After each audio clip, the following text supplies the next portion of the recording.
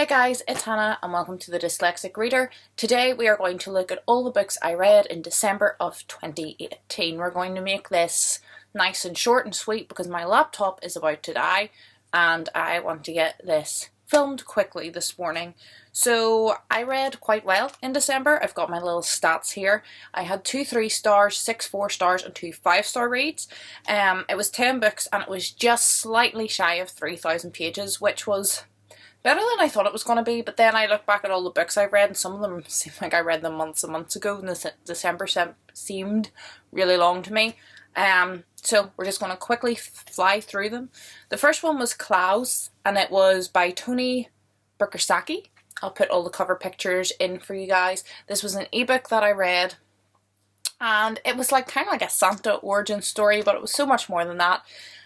I gave it a 3 stars. It was nothing special, the writing was nothing special, but it was enjoyable and I particularly liked, it was really unique. It was a fun and easy read and the kind of the spin on the elves was really unusual. I'd never seen any of it before. Normally with a lot of these Santa origin stories, at least elements overlap, but this was completely unique in all aspects and it was just a fun read to start off the month and I just really enjoyed it.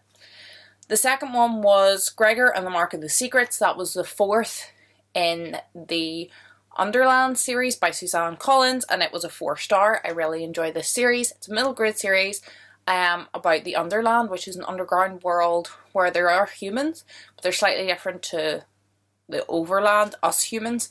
But there's giant bats and cockroaches and there's prophecies and it's just a really fun time and again another unique story.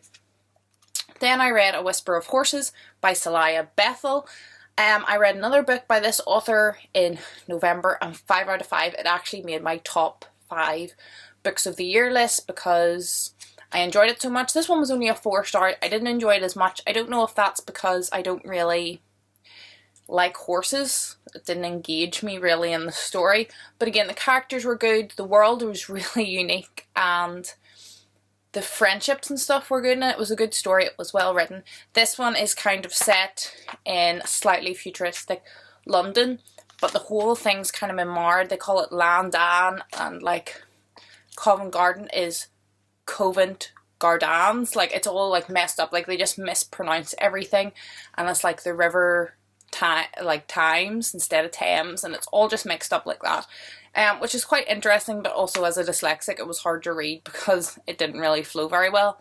But aside from that, it was that, and then they were kind of cut up from the world. There was higher and lower ranks of people, and it was about a lower ranked young girl who wanted to get out of London and see the rest of the UK on kind of a mission to find horses which were supposedly extinct. And yeah, it was just, there was some really nice friendship in it, some nice moments. And I think for children as well, some really good kind of learnings to be taken from it, which is always something that I would put high in a middle grade book, so it did get a 4-star.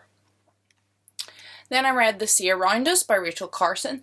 This was a non-fiction read about the sea. It was written in the 50s, but still really relevant to kind of today. The first chapter kind of threw me off. It was a bit like, and 10 bazillion years ago, this is how the ocean is created. And it was kind of presented like absolute known fact, which is not how science works.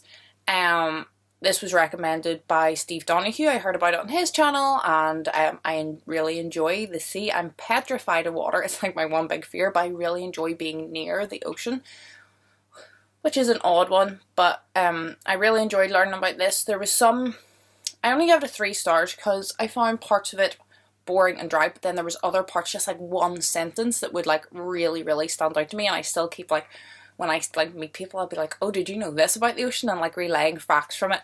And I think it really shows how good a work it is that it has stood like over 50 years as a non-fiction when science has progressed and changed so much. Obviously there was facts in it that were wrong because they were factual at the time and not now.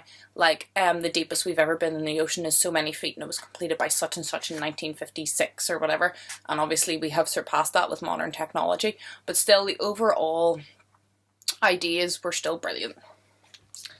Oh, the next one I've got to show you. Most of these are library books that have been returned, so that's why I'm putting pictures in. But the next one was Dogs of War by Adrian Chovanevsky. I'm not going to butcher that name for you guys. This I picked up in the library at the Try Something New cart, which I have got so many great books off this year. I'm giving this a 4.5 star. I give it a 4 Goodreads, and kind of I thought I had given it a 5, and then when I go back I realise it's kind of a bit too weird to give a 5. I don't think I would ever reread it again, even though I thoroughly enjoyed the experience and would recommend it. And this is way more than you would ever think. It spans a very long time. It doesn't actually give you dates or times or anything, but I would say it could be 20 years to 50 years.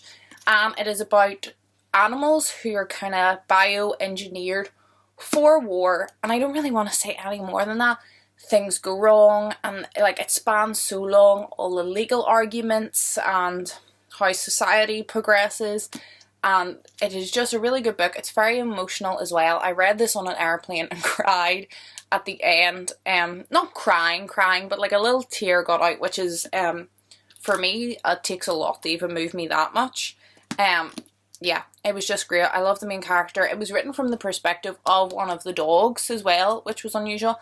And then there was a flit kind of every couple of chapters. There was a very brief kind of, if you want, narrator, who we didn't really know who it was. We knew it was somebody in the story, but you couldn't really work out who it was, which was really intriguing as well. And it all tied together at the end so nicely, which I love in a story as well. So this one, although it didn't make my top books of the year, it definitely would be high up on my recommended list if you're looking something really different.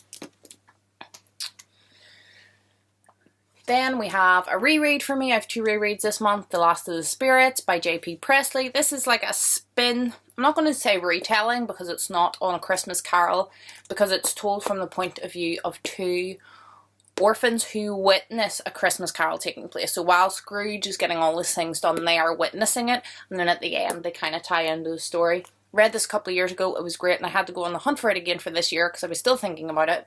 So it gets a 5 star. Then we have 4 Russian short stories in this little Penguin classic. They were all about death in some way. I give this a 3 star because there was one I really hated, one I really loved, and 2 that I thought was okay, so that kind of evils out. I think my favourite was the 3rd one, which was called The Murder of... Ugh, my camera died.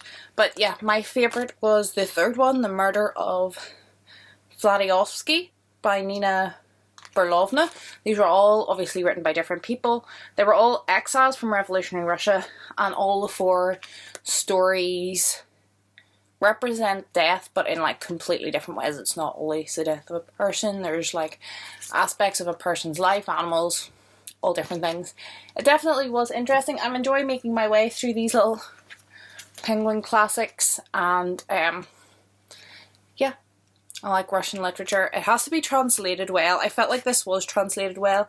It was translated by Brian Karnetic. There you go.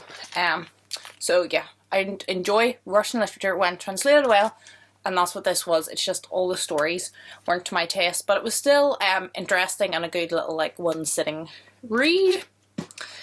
Then no kind of explanation needed. A Christmas Carol by Charles Dickens. Love this book. Read it every year at Christmas. It's a 5 star. Don't know what to say about it. Love the atmosphere. Love the whole redemption theme. Every year I pull something new out of it or notice something new, and it's just fabulous. And that is it for this wrap up. Thank you very much for sticking with me to the end. I hope you all had a good reading month and a good reading year, and hopefully January and also 2019 will be just as enjoyable. And I think I'm filming this on the 2nd, and the last 2 days I've had pretty good reading, so I think it's going to keep up for the month. I'm heading out to the library today, so keep an eye out. You might see a library haul. If I get more than a couple of books, if I just get 1 or 2, I'll not bother, but if I get a whole ton of books, you might see a library haul in the next couple of days, so keep your eyes out for that. I hope you're all happy, I hope you're all healthy, and hopefully I'll see you in my next video. Goodbye.